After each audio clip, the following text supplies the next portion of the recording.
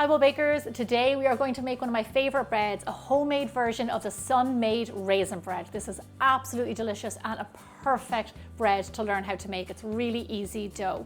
So we're going to start out by mixing together our wet ingredients. I have some whole fat milk in here. I'm going to add in a little bit of water into that, a little bit of butter, nice salted butter. I always use salted butter. And some lovely, plump, really good raisins. In they go there. Now, you can do this step on the stovetop. I'm going to do it in the microwave because it's easier and it's the exact same results. We're going to pop it in and we're going to let it heat up. When this liquid is lovely and warm, it will hydrate and plump up those lovely raisins. So you want to let this sit here for a few minutes, give it a little bit of time, and let everything get nice and soaked. So after a few minutes, when this liquid has cooled down and I can see my raisins are nice and plump, I'm going to crack in my egg. I adore this dough because it's an enriched dough. It has butter, it has whole milk, it has fat, it has an egg.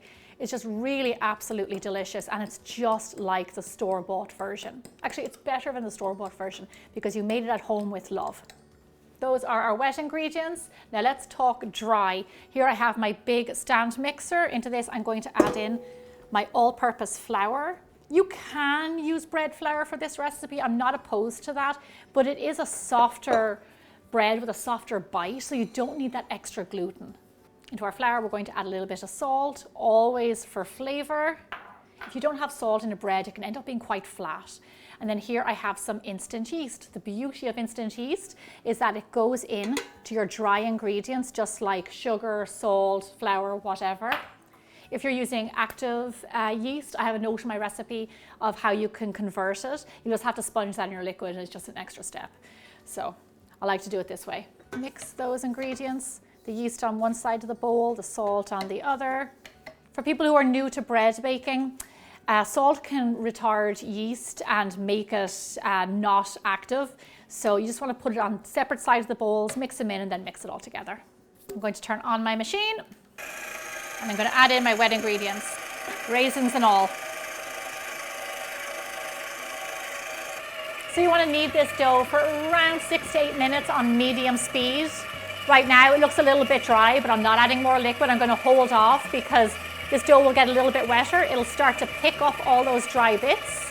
By the time you come to the end of your kneading, it'll be a lovely, smooth, elasticy dough, and it will be in one lovely big ball. And we're done.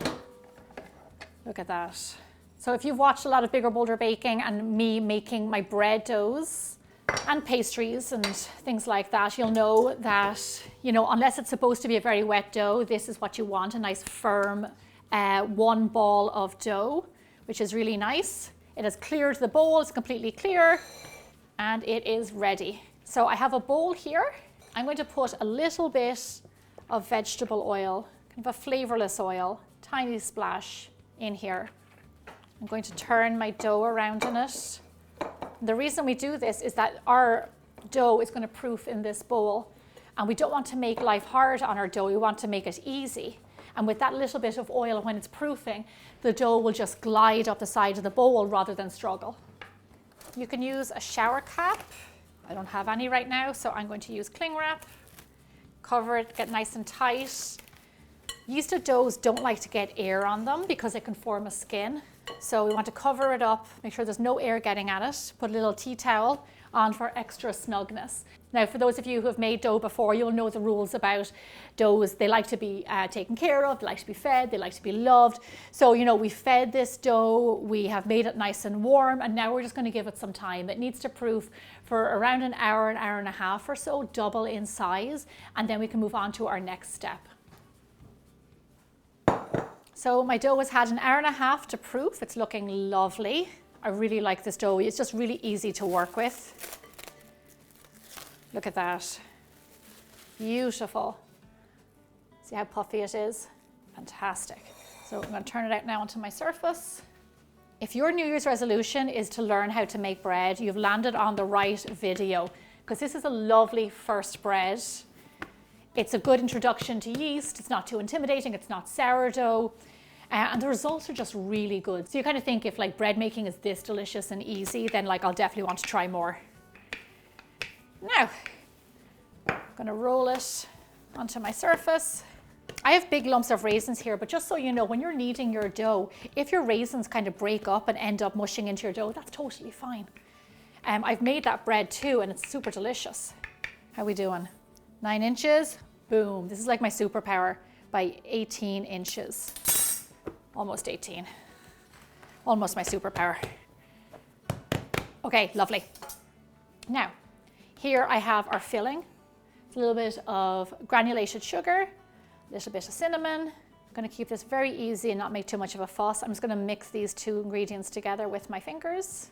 You probably noticed that there's no sugar in the actual dough. We're keeping all of the sweetness for that lovely swirl in the middle. I'm going to scatter our cinnamon sugar all over the surface. Usually I say give it a bit of a border, but I'm not saying that here. I want you to go all the way to the edge because I want to make sure that there's enough cinnamon sugar throughout the bread. Now, simply just like you were making cinnamon rolls or a Swiss roll, we are just going to take this smaller edge this time because we want it to fit into our loaf pan, the 9-inch side, and we are going to roll it up and just pull it back a little bit towards yourself while you're rolling to make sure that there's not a gap in the middle where you see that lovely swirl. Here's our pan, here's our loaf, in it goes. Now, beautiful. All our hard work is done now because all we have to do is wait. I'm going to cover it up again and I'm going to let it proof one more time. Now this timing is roughly around an hour or so. We want it to rise to the top of the tin. We want it to get nice and big, and that's when we'll bake it off. So now we just have to wait. So once your dough is proofed, it will look like this, nice and puffy. It will have risen all the way up to the top of the pan, and it will be lovely and soft onto your fingers. I love a dough like this. I love a dough in all stages, but I just love how beautiful it is in the tin. So before we bake it, you want to brush this with some egg wash. This egg wash will make it really lovely and golden brown. Egg wash is also really important so your bread doesn't end up looking dry. Let's not hang around any longer. Let's get this beautiful loaf of bread into the oven. Bake your bread at 400 degrees Fahrenheit, 200 degrees Celsius for roughly 35 to 40 minutes until a lovely golden brown. Our bread is out of the oven and it not only smells amazing, but it looks gorgeous too. It is a beautiful golden brown loaf that absolutely just smells like fall and winter and all the comforting things you could imagine. Once your loaf has cooled down, it is ready to slice. Look at that beautiful swirl. This is what I was waiting for. The gorgeous indentation of the cinnamon sugar right there in the middle. To me, there's something kind of nostalgic about this bread, and it reminds me about being a kid and having it here in the United States. It is so delicious for grown-ups and kids alike. Another bonus about this recipe, it makes fantastic French toast and bread and butter pudding. So you've got a million uses for it. I really hope you enjoyed this video. Check out all my other videos while you're here, and I'll see you back here again next week.